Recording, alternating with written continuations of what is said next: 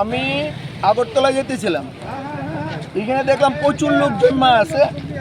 একটা cycle bike এসে রাস্তার বাইরে পড়ে গেছে গিয়া।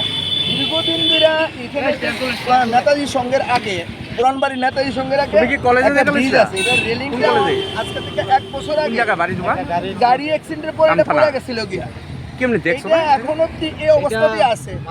সবসময় আমরা যখন এখান থেকে যাতায়াত করি আমাদের একটা ভয় কাজ করে, আমাদের একটা ভয় কাজ করে।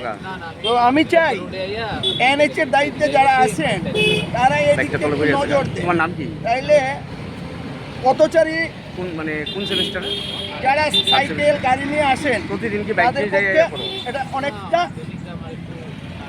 সুবিধা হইছে। ছেলেরা আমি যতটুকু শুনতে পারছি ও কলেজ স্টুডেন্ট, কানখান থেকে সোনামুড়া যেতেছিল।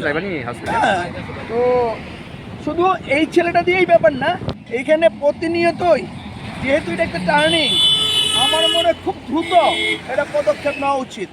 আমি প্রশাসনের কাছে বিশেষভাবে রিকোয়েস্ট করুম, নিরাপত্তার জন্য এই জায়গাটা রেলিংটা খুব দরকার। সে নিচে গেছে গিয়া, হ্যাঁ, ভগবান সহায়, ও বাচ্চা আছে। তুমি কি কলেজে যাইতে লইছিলা? কোন কলেজে? কোন জায়গা বাড়ি তোমার? কামথানা। কেমনি দেখছো না এটা আমরা মাঝখানে হোয়াইট লাইনটার চাকাটা পড়ে চাকাটা স্লিপ কেটে গেছে। রেলিং নাই না? তো ব্রিজের একবার নিচে পড়ে গেছো কা? না না, আমি মিডল অফ দ্য রোডে আইয়া আমি উঠে গেছি, উঠে দিকে বসছি, বাইকটা তলে পড়ে আছে কা? তোমার নাম কি? নামে তো কোন সেমিস্টারে? Third semester. প্রতিদিন কি বাইক দিয়ে যাই করো? না, সেদিনকে আমার একটু তাড়াতাড়ি থাকে বা ক্লাস থাকে 2-3 ডে।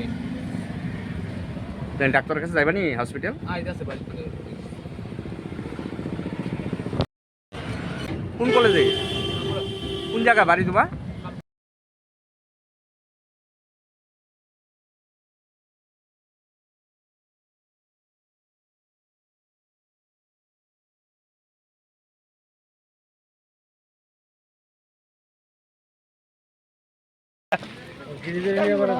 আমার